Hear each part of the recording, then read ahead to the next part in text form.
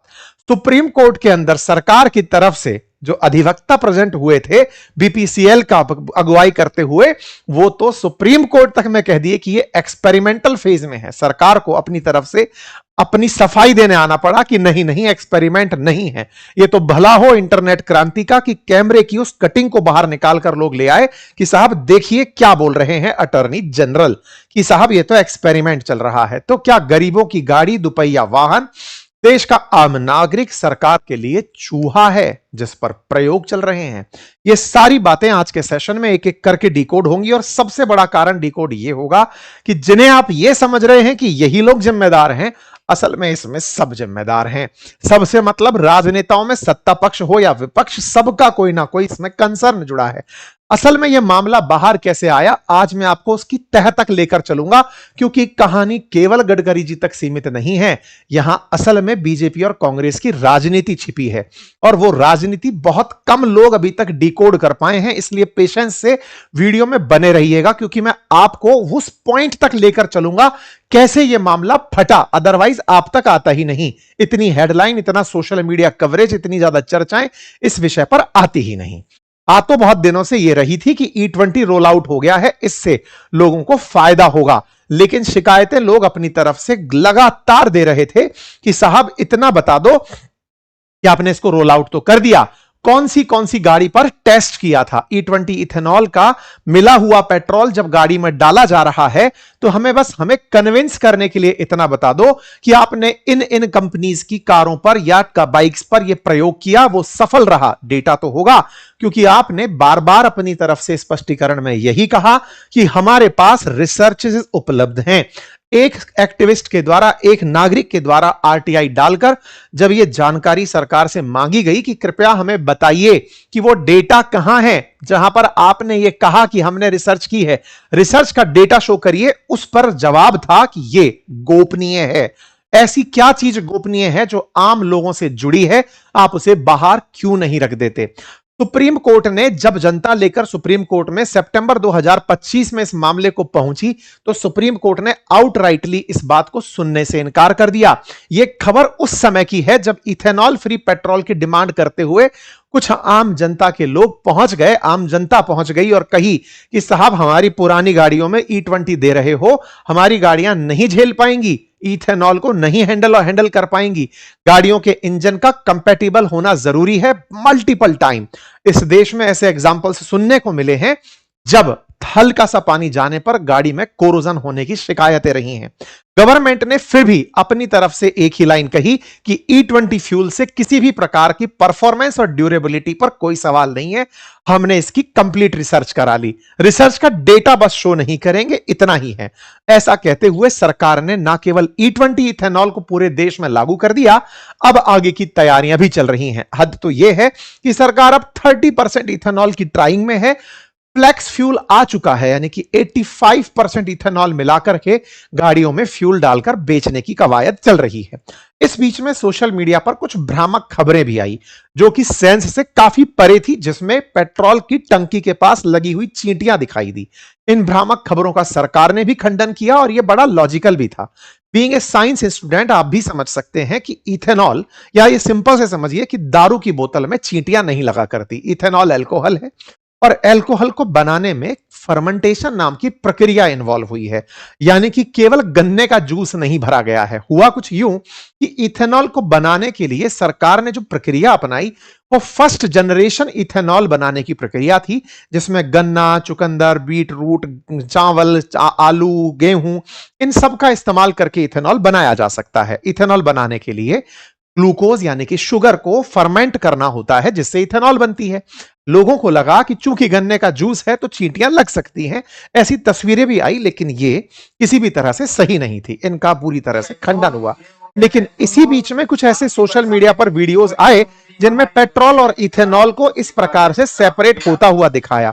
हालांकि social media पर आए हुए इस वीडियो की भी पुष्टि नहीं की जा सकती। कारण इसके पीछे का भी दिया गया, क्योंकि इथेनॉल और पेट्रोल घुलनशील हैं, वो इस तरह से सेपरेट नहीं हो सकते। अर्थात पेट्रोल के अंदर इथेनॉल को अगर मिला दिया जाए तो वो घोल लेता है। ये बिल्कुल वैसे है, आपके दूध में कितना भी पानी मिला दिया जाए, दूध और पानी सेपरेट होकर नहीं रह सकते। यानी कि घुलने वाली चीज है, कार्बन है, और कार्बन को इथेनॉल में मिक्स करके कुछ इस तरह का प्रेजेंटेशन देखना संभव है कि उसकी टंकी में पानी घुल गया हो, पेट्रोल ऊपर, नीचे पानी पानी रह गया हो, तमाम चीजें हो सकती हैं। लेकिन हाँ, सोशल मीडिया पर ऐसे बहुत से वीडियोस आए जिसमें यह दिखाया गया कि देखो पंप से पानी भरा जा रहा है, गाड़ियों में से पानी निकल रहा है। इन सभी की पुष्टि सरकार ने खंडन करते हुए की कि नहीं, ये प्रैक्टिकली पॉसिबल नहीं है। कोई बात नहीं, प्रैक्टिकली पॉसिबल नहीं है, मान लिया। लोगों को डाउट है, आपके ऊपर सवाल पूछ लिए, आपको जवाब में क्या देना चाहिए था? आपको जवाब में देना चाहिए था कि देखो हमने इन गाड़ियों पर एक्सपेरिमेंट किए और आपके सामने देश के अंदर चुनिंदा 5-10 कंपनियां तो गाड़ी बना रही हैं। आप उनके ही कंपनियों के ऑनर्स से ये बुलवाते कि हां भाई हमने अपने इन मॉडल्स पर E20 एक्सपेरिमेंट किया, इससे इनकी माइलेज पर कोई फर्क नहीं पड़ा। सरकार ने अपनी तरफ से इस प्रकार का कोई डेटा रिलीज ना करते हुए सीधा ही रोल आउट कर दिया। ऐसी स्थिति में जितने भी संगठन हैं उनके बयानों को भी मालाफाइड इंटेंशंस के साथ बताया गया। यानी कि कहीं ना कहीं सरकार के जवाब देने की जो प्रक्रिया थी वो आरोप प्रत्यारोप पर ज्यादा थी, रादर देन साइंटिफिक रूप से एविडेंस देने के। खैर जो भी है, आज मैं जो आपके सामने मामला लेकर आया हूं बड़ा विचित्र है। विचित्र यह है कि सरकार का ये जो मसला चल रहा है जिसमें कहा जा रहा है कि सरकार ने E20 जो रोल आउट किया, मतलब अक्सर आप एक डिबेट सुनते हुए मिल जाएंगे। अब जब बीजेपी स्पोक पर्सन को सुनेंगे तो वो एक लाइन कहते मिलेंगे कि यह काम हमने नहीं किया, कांग्रेस के काम कालखंड में ही यह सब काम पहले हो चुका था। 2003 के अंदर ही 5% इथेनॉल ब्लेंडिंग हो चुकी थी। इस प्रकार के आपको जवाब देते हुए मिल जाएंगे। न्यू प्रोक्योरमेंट पॉलिसी 2013 में ही आ चुकी थी सरकार ने। हालांकि वास्तविकता यह है कि जब से एनडीए गवर्नमेंट बनी उन्होंने इस काम को बहुत तेजी से चलाया। 2022 में रोड मैप आया, उसके बाद में commercial roll out E20 patrols का होना शुरू हुआ 2023 में। 23-24 के अंदर इसका रैपिड एक्सपेंशन हुआ। 25 के अंदर गवर्नमेंट ने नेशन वाइड टारगेट दे दिया कि 20% इथेनॉल मिलाया जाएगा। देखिए यहां पर एक तथ्यात्मक जानकारी आपको पता होना बहुत ज्यादा जरूरी है। भ्रामक तरीके से इस बात के साथ बहस की जा सकती है, लेकिन कुछ तथ्य भी पता हो। तथ्य यह कि वास्तविकता है कि दुनिया के बहुत से देश इथेनॉल का इस्तेमाल कर रहे हैं। ब्राजील ऑलरेडी इथेनॉल मिला हुआ पेट्रोल बेचता है और वो आज से नहीं 1970 से चल रहा है। अमेरिका में भी जो भी पेट्रोल मिलता है वो E10 ही है, ऑलरेडी 10% इथेनॉल मिला हुआ है। फ्रांस और थाईलैंड में भी यही सब चल रहा है, यह सच है। इसके पीछे का तर्क यह दिया जाता है कि इस तरह के फ्यूल में पॉल्यूशन कम होता है, इंपोर्ट कम करना पड़ता है क्योंकि इथेनॉल की जरूरत, पेट्रोल की जरूरत कम पड़ेगी, आप इथेनॉल खुद से मिला लेते हैं। फाइनली आपको कम बजट बनता है। और सबसे बड़ी बात, इथेनॉल चूंकि किसानों के उत्पादन से, किसानों की फसलों से होता है, तो इससे किसानों को फायदा होता है। ये तर्क दिए जाते हैं। दिक्कत यहां पर नहीं है। दिक्कत असली कहां पर है कि आपने इथेनॉल का जो रोल आउट प्रोग्राम देखा ना अभी, कि 2022 में आप रोड मैप लॉन्च करते हैं, 2025 में नेशन वाइड अप्लाई कर देते हैं। अगर 2000 से पीछे चलेंगे तो आपने 15 से 16 और 22 के बीच में ऐसा कुछ नहीं किया कि मानसिक रूप से कोई व्यक्ति तैयार रहा हो। आप कहेंगे पॉलिसी आई, प्रोक्योरमेंट पॉलिसी इंट्रोड्यूस हुई, ये सारी चीजें आप 2001 में पायलट प्रोजेक्ट चलाए, सब कुछ हुआ, लेकिन जनता इसके लिए तैयार नहीं थी। विचार करिए कि किसी व्यक्ति ने 2022 से पहले गाड़ी खरीदी थी, जब उसकी गाड़ी पूरी तरह पेट्रोल से चलने वाली थी, अचानक आपने उसमें इथेनॉल मिला दिया। हो सकता है कि उस गाड़ी का इंजन कंपैटिबल ना हो, उसका कंबशन इतना अच्छा ना हो कि वो इथेनॉल फ्यूल का भी इस्तेमाल कर सके। अगर आप कहेंगे नहीं साहब सब कुछ ही जल सकता है, फिर तो आप पेट्रोल गाड़ी में डीजल ही डाल के चला लो, या फिर पेट्रोल गाड़ी में मिट्टी का तेल डाल के चला लो, जलते तो सभी हैं। ऐसा नहीं होता। हर फ्यूल की अपनी कैलोरीफिक वैल्यू होती है और उसके लिए एक अलग प्रकार का कंबशन इंजन प्लान किया जाता है। उसके अंदर कितनी का ऑक्सीजन मिलाई जाएगी, ये प्लानिंग का पार्ट होता है। लेकिन हां, क्योंकि पेट्रोल बहुत आसानी से इथेनॉल के साथ मिल जाता है, ऐसे में इन दोनों का जो मिक्सचर बनता है, इसके लिए इंजन्स की डिजाइन में कुछ परिवर्तन भी सुझाए जाते हैं। वो परिवर्तन 2025 तक जिन्होंने नई गाड़ी खरीदी समझ में आया, से पहले वाले जो लोग हैं वो शिकायत करते देखे जा रहे हैं। सरकार तर्क देती है कि वहां तो 2007 से हो रहा है, 1970 से हो रहा है, तमाम चीजें, लेकिन इन सब में जो क्वेश्चन है वो वहीं की वहीं छिपा हुआ है। खैर, इस बारे में जब सुप्रीम कोर्ट से यह बात कही गई तो सुप्रीम कोर्ट ने जनता की बात तो सुनने से इनकार कर दिया। अब आते हैं हम असल मुद्दे पर कि यह नेशन वाइड मुद्दा बना कैसे, ताजा ताजा अचानक ये बाहर वापस से कैसे आ गया। इथेनॉल का मामला तो बहुत दिन से चल रहा था, कहानी के पीछे किरदार हैं, उन किरदारों को अब इंट्रोड्यूस कराने का समय आ गया है। कहानी कुछ इस प्रकार से है, अब इस हेडलाइन पर नजर डालिए। ये 30 जून की द हिंदू की खबर है, जिसमें सुप्रीम कोर्ट के द्वारा हाई कोर्ट, जो कर्नाटका हाई कोर्ट है, उसके आदेश पर स्थगन लगा दिया गया, स्टे दे दिया गया कि नहीं, आपकी चीज लागू नहीं होगी। और इसके आगे अगर आप लिखा देखें तो इथेनॉल अलोकेशन प्रोसेस के ऊपर यहां पर कर्नाटका हाई कोर्ट का जो डायरेक्शन था उसका स्टेटस को दे दिया गया। आसान भाषा में कुछ कर्नाटक हाई कोर्ट ने फैसला दिया होगा, सुप्रीम कोर्ट ने कहा नहीं नहीं नहीं नहीं, आपके फैसले को लागू नहीं करेंगे। अब सवाल यह है कि ऐसा क्या था कर्नाटक हाई कोर्ट का फैसला, आइए अब वहां तक आपको लेकर चलते हैं। तो कहानी कुछ यूं है कि मंगलवार को कर्नाटक हाईकोर्ट का आदेश रोक लगा, जिसमें Bharat petroleum corporation limited BPCL, जो कि भारत की महारत्न कंपनी है, सरकार के मेजर शेयर जिसमें है, उस बीपीसीएल को, यह नाम ध्यान से सुनिएगा, बस यही पर सारी कहानी है, यही कहानी आपको जाननी है। Vimp distilleries and sugar private limited से इथेनॉल खरीद बढ़ाने पर विचार करने को कहा गया था। क्या बात है इसमें, कौन सी बड़ी बात है, बस पॉइंट को पकड़िए। बीपीसीएल से कहा गया था कि जो विंप इथेनॉल और शुगर प्राइवेट लिमिटेड कंपनी है, इससे आप ज्यादा इथेनॉल खरीदिए। बीपीसीएल को बोला तो यह कहानी सरकार की कैसे पहुंच गई, आइए लेकर चलते हैं। सुप्रीम कोर्ट ने आदेश दिया कि नहीं, हाई कोर्ट का जो यह फैसला है, मानने की आवश्यकता बीपीसीएल को नहीं है।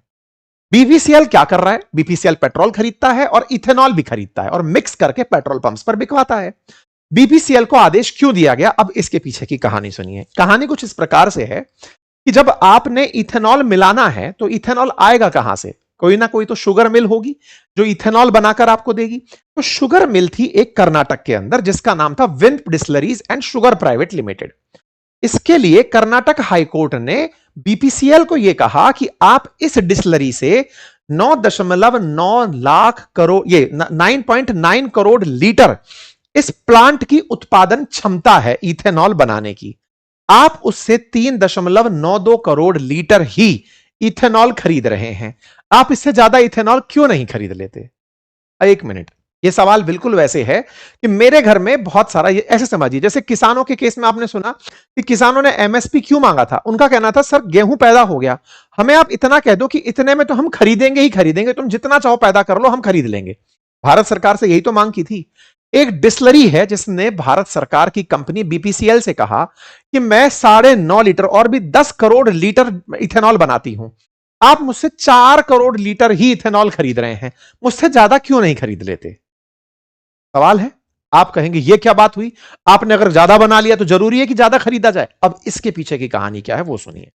अब यह विंप डिस्टिलरीज जो है वो कर्नाटक हाईकोर्ट के पास पहुंचती है और कहती है कि सर बीपीसीएल को वैसे भी इथेनॉल की जरूरत है, हम इथेनॉल ज्यादा बना रहे हैं, बिल्कुल वैसे ही बना रहे हैं जैसे इनको बनाना चाहिए, जैसा इथेनॉल इनको चाहिए, तो क्यों नहीं है हमसे खरीद लेते। कर्नाटक हाईकोर्ट ने उनको सुना और कहा बीपीसीएल से कि भाई विचार करो आप इनके पॉइंट पर भी कि क्यों नहीं इनसे आप ज्यादा इथेनॉल खरीद लेते। बीपीसीएल ने बजाय कर्नाटका हाईकोर्ट में अपनी बात रखने के सीधे सुप्रीम कोर्ट का रास्ता अपनाया, सीधे भागे भागे सुप्रीम कोर्ट पहुंचे और वहां पर भारत के अटॉर्नी जनरल को प्रेजेंटेटिव बना दिया कि हमारा केस अब ये लड़ेंगे। अब वो पहुंच जाते हैं साहब, अब कंपनी सामने है और उधर की तरफ भारत के अटॉर्नी जनरल है। अब सवाल आप पूछेंगे कि इसमें क्या कहानी है।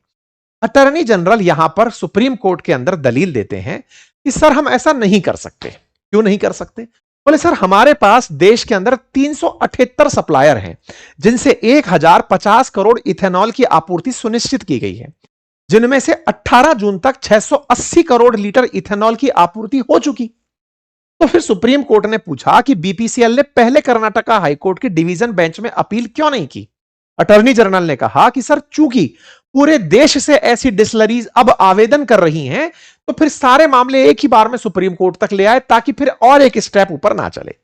हाईकोर्ट ने कहा क्या था, हाईकोर्ट ने यह कहा था कि भैया ऐसा करिए कि आप long term offtake agreement के तहत प्रायोरिटी दे दीजिए ना कि विल्प को इतना इथेनॉल बेचना है। अब आप पूछेंगे कि नहीं साहब, इसका मतलब कोई मामला ऐसा है जो आपकी और हमारी समझ से परे है। मतलब सीधा सा केस है इथेनॉल बेचने वाली डिस्टिलरी पीछे पड़ी है बीपीसीएल के, जो कि भारत सरकार की बड़ी कंपनी है, कि हमसे इथेनॉल खरीद लो। तो क्यों नहीं खरीद लेते इथेनॉल भाई? आइए विम्प के बारे में जानते हैं। असल में विम्प कर्नाटका की डिस्टिलरी है। इसके दो ऑनर हैं, एक का नाम है विवेक श्रीवरम हब्बर और दूसरे का नाम है श्रीवरम हब्बर।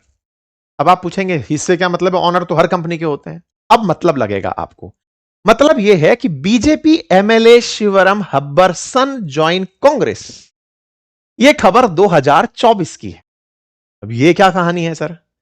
बीजेपी का एमएलए है, पार्टी ज्वाइन कर ले रहा है कांग्रेस, यह क्या सीन निकला? चलो थोड़ा और पीछे चलते हैं। 2023 में कर्नाटका के इस इलेक्शन होते हैं, असेंबली इलेक्शन होते हैं। बीजेपी हार जाती है, कांग्रेस की सरकार बनती है। बीजेपी के नेता के बेटे ने कांग्रेस ज्वाइन कर ली। बीजेपी का नेता? कौन नेता? इनके पिता। कौन थे? शिवराम हब्बर। और ये कौन थे भाई साहब? ये बीजेपी के अंदर मिनिस्टर थे। किसके मिनिस्टर थे? शुगर मिल के ही मिनिस्टर थे। मतलब ये वो व्यक्ति थे जिनके अधीन में शुगर मिल्स आया करती थी। गन्ने का इथेनॉल बनाने में काम करने वाला जो मंत्रालय है, वो वाला इथेनॉल मंत्रालय इनके पास था। इस मंत्रालय के जो मिनिस्टर हैं, इन्हीं की कंपनी है विम्प, जिसने ये सारा काम इथेनॉल बनाने का 2021 में ही शुरू किया था। उस समय कर्नाटका के अंदर भाजपा सरकार थी, आप भाजपा के मंत्री थे। शुगर मिल थी, जैसे मान लीजिए फिलहाल के लिए गडकरी जी के बच्चे इथेनॉल निकाल के बेच रहे हैं। मिल है साहब, निकाल रहे हैं, उनकी कंपनी के स्टॉक ऊपर चढ़े जा रहे हैं। इसको बिल्कुल ट्रंप के परिवार से जोड़कर देखिए। जैसे साहब नेताजी, मतलब ट्रंप साहब जो है कर रहे हैं कुछ, तो भाई बाकी लोग भी पैसा कमाने निकल पड़े हैं। दामाद भी कमा रहे हैं, बेटे भी कमा रहे हैं। यहां पे भी बिल्कुल अब वैसा ही हो गया। यहां पर विम्प के स्टॉक के अंदर कहानी कुछ और है। विम्प जो है वो मालिक से आप कहानी को रिलेट करिए। ये भाजपा के मंत्री थे, बेटा सत्ता परिवर्तन हुआ तो कांग्रेस ज्वाइन कर लिए, क्योंकि व्यवसाय बड़ा था तो संभालने के लिए पार्टी बदलनी पड़ी। पार्टी बदलनी पड़ी तो भाजपा ने इन्हें बाहर निकाल दिया। भाई साहब विवेक हब्बर कांग्रेस ज्वाइन कर लेते हैं। बीजेपी इनके पिताजी को सरकार उससे बीजेपी से बाहर निकाल देती, कहती है आपने एंटी पार्टी एक्टिविटी की है। 2025 में इन्हें एंटी पार्टी एक्टिविटी के चलते बाहर निकाल दिया जाता है। ये तो एक पार्टी से निकल जाने का ही तो मामला था। कितने भोले हैं आप। अगर आप अभी भी नहीं जोड़ पाए कि पार्टी से निकाल दिए गए और आप सोच रहे हैं कि अब कमाई आप करते रहेंगे, क्या बात है। इस तरह का लोकतंत्र अपेक्षा में थे आप। सीधा सीधा यहां से उठा करके इनकी कंपनी के स्टॉक, इनके कंपनी से बेचे जाने वाले इथेनॉल को लिमिट में डाल दिया गया। ये बनाकर बैठे थे 10 करोड़ लीटर बेचेंगे बीपीसीएल को, पैसा कमाएंगे। हटो, कोटा लगा दिए, अब रखो अपने पास बनाकर इथेनॉल, बेचोगे कहां? सीधा सा खेला हो गया। उम्मीद है कि अब आप समझ गए होंगे। कहानी के पीछे किरदार पार्टी से निकल जाना, दूसरी पार्टी में मिल जाना, पार्टी में मिलकर के इस मामले को सुप्रीम कोर्ट तक ले आना। और तो और ये विम्प कंपनी इस मामले को कर्नाटका हाई कोर्ट में ऑलमोस्ट जीत गई थी। ये तो सुप्रीम कोर्ट के अंदर जब भारत सरकार के ही अटॉर्नी जनरल बीपीसीएल की बात को रखने आ जाएं तो मायने कुछ और ही निकलेंगे साहब। कुल मिलाकर के कहानी के पीछे तो ये सब चल रहा है। बाकी तो आप सब समझते रहिए कि सेंटर ने क्या कहा, कुछ ने क्या कहा। अब इसमें हुआ ये कि जब अटॉर्नी जनरल आए तो उनसे निकल गया कि हम तो एक्सपेरिमेंट कर रहे हैं साहब। एक्सपेरिमेंट वाली बात पर जैसे ही बात बाहर आई, सरकार तुरंत सफाई देने चली आई कि नहीं नहीं साहब, एक्सपेरिमेंट बोला ही नहीं। didn't tell Supreme Court that E20 petrol program was experimental. Attorney General denies media reports as false. उन्होंने कहा सारी मीडिया रिपोर्ट्स फॉल्स हैं। मीडिया ने इन बातों को कवर करना शुरू कर दिया, बकायदा स्पष्टीकरण तक आ गया कि नहीं, मीडिया रिपोर्ट्स में इस संबंध में हम बता रहे हैं कि यह गलत बात चली है। लेकिन लोगों ने इनकी मीडिया रिपोर्ट्स, लेकिन लोगों ने इस रिकॉर्डिंग को बाहर निकाल लिया। उस रिकॉर्डिंग में यह कहते हुए सुनाई दे रहे हैं,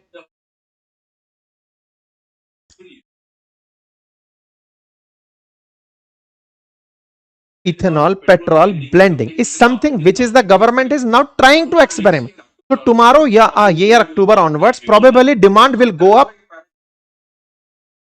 समझिए, आप सुन नहीं पाए तो कम से कम पढ़ लीजिए, जिसमें आप कह रहे हैं कि अभी हम कैसे श्योर कर दें उस कंपनी को कि आपसे इथेनॉल खरीदेंगे। इस साल तो सरकार खुद एक्सपेरिमेंट कर रही है कि अगले साल इथेनॉल का उपयोग ज्यादा होगा कि कम होगा। हम कैसे उनको कमिटमेंट दे दें कि आपसे इथेनॉल ज्यादा खरीदा जाएगा। ये जैसे ही बात बोलकर निकले, ये तो समझदारी में ये बात रख रहे थे कि हम विम्प से ज्यादा नहीं खरीदेंगे, ये तो इस मामले को डिफेंड कर रहे थे और ये कह रहे थे कि E20 के मामले में एक्सपेरिमेंट चल रहा है, मतलब कि क्या E20 भविष्य में भी रहेगा या नहीं। इस बात पर जनता भड़क गई। उम्मीद है कि आप समझ गए। यानी कि एक हल्का सा कम्युनिकेशन गैप और मामला बदल गया। इतना बड़ा मामला कि लोगों ने कहा कि क्या हम चूहे हैं, क्या आम आदमी चूहा है क्या जो आप हम पर प्रयोग कर रहे हैं। बाय द वे, मैं आप लोगों के साथ में बहुत दिनों से सर्वे करा रहा हूं। आप में से बहुत से लोगों ने उस सर्वे को फुलफिल भी किया था, जिसमें हम आर्ट ऑफ कम्युनिकेशन की ही बात कर रहे थे। आपको ध्यान होगा, मैं आपसे कह रहा था कि क्या आप किसी इंटरव्यू में अपनी बात रख पाते हैं, क्या आप स्टेज पर बात बोल पाते हैं, क्या आप कैमरे के सामने बात बोल पाते हैं। तमाम प्रकार के मैं आपसे प्रश्न कर रहा था। साथियों, मैंने आपसे जो फॉर्म भरवाया उससे मिले रेस्पॉन्सेज पर एक बहुत ही बेहतरीन आपके लिए कोर्स प्लान किया है। इस कोर्स प्लानिंग के अंदर जिसकी मैं आपसे बात कर रहा था, आज मैंने वो लाइव किया है। आप जाकर उसे ज्वाइन कीजिए, जिसमें मैंने आप लोगों को एक एक चीज कि आपका कॉन्फिडेंस कैसे बिल्ट होता है, कौन सी चीजें हैं। क्योंकि अगर आप ये समझ रहे हैं कि कॉन्फिडेंस किसी तरीके से खा के आ सकता है, नहीं, आप डेवलप कर सकते हैं। बाय बॉर्न नहीं होता है, बाय बर्थ नहीं होता है। आप इन सब चीजों में साइकोलॉजी से समझने से लेकर के, बॉडी लैंग्वेज को समझने से लेकर के, कैसे लीडर की तरह बोलने से लेकर तमाम चीजें सीख सकते हैं। हमने एक प्रॉपर तरीके से आपके लिए प्रोग्राम प्लान किया है, जिसमें art of conversation, social intelligence, opposite gender communication, public speaking में कैसे आप मास्टरी कर सकते हैं, डिबेट और क्रिटिकल थिंकिंग कैसे कर सकते हैं, कैमरा कॉन्फिडेंस कैसे ला सकते हैं, प्रोफेशनल प्रेजेंस कैसे बना सकते हैं, पर्सनल ब्रांडिंग कैसे कर सकते हैं, हाई वैल्यू कम्युनिकेशन। लगभग 120 से ज्यादा ऐसे टॉपिक्स हैं जिसको मैं इसमें कवर करने जा रहा हूं। 120 टाइप्स ऑफ टॉपिक लगभग, मतलब ये मानकर चलिए कि आप इन पॉइंट्स के थ्रू गॉन थ्रू अगर हो गए तो निश्चित ही आप अपने अंदर एक बहुत आमूलचूल परिवर्तन पाएंगे। यहां पर प्रॉपर तरीके से आप एक इन्फ्लुएंशियल पर्सनालिटी, ये सब चीजें आप सीख पाएंगे। मैंने कोर्स का लिंक कमेंट बॉक्स में दे दिया है। यदि आपको लगता है ना कि आर्ट ऑफ कम्युनिकेशन कुछ होता है पर्सनैलिटी के अंदर, तो जाइए हमारी इस मास्टरी क्लास को ज्वाइन करिए, इस प्रॉपर कोर्स को ज्वाइन करिए और अपने परिवर्तन पर्सनैलिटी के अंदर ऑब्जर्व करिए। लिंक कमेंट बॉक्स में पिन है। चलिए साहब, अब आते हैं आर्ट ऑफ कम्युनिकेशन के दूसरे पार्ट पर। गडकरी जी बाहर आते हैं और आकर के सीधा इसे एक झूठा प्रचार सिद्ध कर देते हैं। कहते हैं कि साहब कुछ नहीं हो रहा इथेनॉल से, इथेनॉल से क्या ही फर्क पड़ रहा है। यह केवल उन कंपनियों के द्वारा फैलाया गया प्रचार है जिनके बजट घट गए। मतलब बोले हम लोग पेट्रोल जब मंगवाते थे या क्रूड मंगवाते थे, अब 20% अगर हमने इथेनॉल घर में बना लिया तो उनके इंपोर्ट बिल घट गए। इंपोर्ट बिल घट गए तो उन लोगों का जो बिल घटा वो अब हमारे खिलाफ खड़े हो गए कि हम लोगों ने मंगाने क्यों नहीं दिया। आयात बिल कम किए तो उससे वो नाराज हैं। उन्होंने ऐसा कहते हुए अपनी तरफ से और तरफ डाल दिया। कोई बात नहीं, तो फिर यहां पर आम जनता से कोई आदमी आकर खड़ा हुआ, उसका एक ट्वीट वायरल हुआ जिसमें उन्होंने सरकार से लिखकर पूछा था कि सर एक बार के लिए बता दो कौन सी गाड़ी ऐसी हैं जिन पर आपने एक्सपेरिमेंट किए हैं। इन्होंने अपनी आरटीआई डाली। नचिकेत देशपांडे नाम से एक हैंडल है जिन्होंने अपनी तरफ से सरकार से, इंडियन ऑयल कॉर्पोरेशन से यह बात मांगी कि सर एक बार बताइए ना कि कहां है, मतलब कि आपने एक्सपेरिमेंट किया उसकी जानकारी कहां है। इन्होंने सारी बातें लिखी। Ministry of petroleum sat on RTI for 2 months then shuffled it away. ARAI claimed the actual testing data is confidential, state secret. HPCL and BPCL shut down the RTI, hilariously claiming that asking for a physical report is seeking an opinion. तो भाई साहब इस तरह से जवाब देने से मना कर दिया गया। जब मना कर दिया गया तो यह बात बाहर निकल करके बहुत तैरने लगी कि साहब जब एक्सपेरिमेंट का डेटा नहीं है तो जनता को आपने सीधा इसे रोल आउट कैसे करा दिया। जो भी है, एक जगह आपने एक्सपेरिमेंट बुलवा दिया। अब वो आपका इंटेंशन था नहीं था, वो आने वाला समय बताएगा। लेकिन E20 पर बहस कुछ जवाब तो मांगती है। सबसे पहला जवाब यही कि अगर वाकई में किसी की गाड़ी में नुकसान हो रहा है तो सरकार के पास उसका वे आउट क्या है। नंबर दूसरा, अगर सरकार E20 लाना ही चाहती है तो क्यों नहीं विकल्प में वो E100 भी उपलब्ध कराकर सेम प्राइस पर चलती है। क्योंकि अगर आपको इथेनॉल मिलाने से कुछ फायदा हो रहा है तो आपने इथेनॉल का फायदा आम जन तक नहीं पहुंचाया। जो इथेनॉल का पेट्रोल का प्राइस है वो पहले भी आपने वैसे ही रखा हुआ था जो पेट्रोल के समय पर था, बिना ब्लेंडिंग के था। तो क्यों ना आप जनता को ऑप्शन दें, अगर वो चाहें, अगर इथेनॉल अच्छी चीज है तो आप ऑप्शन में क्यों नहीं उपलब्ध कराते, उन्हें ऑप्शन में उपलब्ध कराने का प्रयास करें। और जहां तक रही बात इसकी कि सरकार को ही लगता है कि सरकार के खिलाफ कोई कंपनी प्रचार कर रही है, तो साहब गिनती की 10 कंपनी है जिनकी हैसियत है बाहर से तेल मंगाकर खरीदने की। अगर ऐसा कुछ होता तो आप अब तक उन कंपनियों को सू कर चुके होते। आप उन कंपनियों का, जिस तरह से विम्प से आपने इथेनॉल खरीदना बंद किया, आप उन कंपनियों को भी खरीद से रोक सकते थे किन्हीं भी कारणों से। यही तो हमारे देश के अंदर सही मामले में लाल फीताशाही है। तो यह कहकर के कि कुछ कंपनियों का एजेंडा है, ऐसा नहीं है। सोशल मीडिया पर अगर आप इन चीजों को पा रहे हैं तो इन्हें एड्रेस करने की आवश्यकता है। लोग अगर परेशान हैं, उनके गाड़ियों में फंगस लग रहे हैं, इंजन बंद हो जा रहे हैं, 8-10 साल के अंदर फ्यूल सेट बंद हो जा रहा है, तमाम प्रकार की चीजें इंजनों को अगर हो रही हैं तो आपको उन्हें एड्रेस करने की आवश्यकता है, ट्रस्ट में लेने की आवश्यकता है। जनता खुद चाहती है कि पॉल्यूशन कम हो, क्योंकि वो पॉल्यूशन से पीड़ित होते हैं। वो खुद चाहते हैं कि किसानों का लाभ हो, क्योंकि हमारे देश की बहुत बड़ी आबादी सीधा सीधा एग्रीकल्चर से जुड़ी हुई है। ऐसे में अगर आपके हित सही हैं, आप जनता के हित के लिए ही कर रहे हैं, तो इसे समझाने में इतनी दिक्कत क्यों? आप अपनी बातों को समझाने में अगर इतनी दिक्कत करेंगे तो निश्चित ही इसकी लैंडिंग खराब होगी। बाकी आप इस विषय पर क्या सोचते हैं, अपनी राय कमेंट बॉक्स में अवश्य रखें। चैनल पर नए हैं तो चैनल को सब्सक्राइब कर लें। बाकी जो मैंने आप लोगों को अभी ये जानकारी दी आपके गूगल फॉर्म से निकल करके, वो कोर्स अब लॉन्च हो चुका है और इस कोर्स की लॉन्चिंग में हमने आपके बहुत से पॉइंट्स का आंसर किया है। मैं गारंटी करता हूं कि जो व्यक्ति इस पूरे कोर्स के थ्रू होकर निकलेगा, वो निश्चित ही अपने अंदर, अगर आज वो 19 नंबर पर खड़ा है तो वो 21 नंबर पर खड़ा होगा। इतना बड़ा अंतर उसको अपने व्यक्तित्व में नोटिस होगा। उम्मीद करते हैं कि आप इस यात्रा में हमारे साथ शामिल होंगे। लिंक कमेंट बॉक्स में पिन है, जाकर इस कोर्स को अभी ज्वाइन कर लीजिए। और हां, इनिशियल कुछ दिनों के लिए मैं वहां पर 33% का ऑफर कर रहा हूं बाय यूजिंग कूपन कोड अंकित 33। आप जाइए, आपको कोर्स वहां पर लाइव मिलेगा। धन्यवाद।